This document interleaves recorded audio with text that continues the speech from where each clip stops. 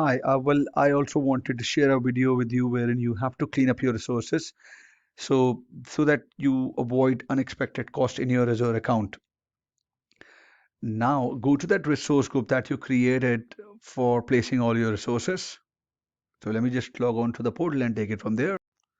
I'm inside the portal. I created test Azure Q&A RG. I would go to this resource group and see all the resources.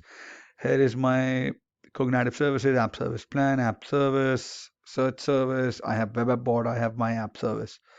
So if you will click on delete resource group, type in your name here.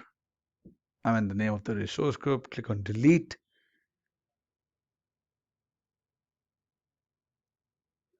Azure will remove all your resources. So that is how you delete your resource group and all the resources so that you don't get unnecessarily charged in your billing for your Azure account.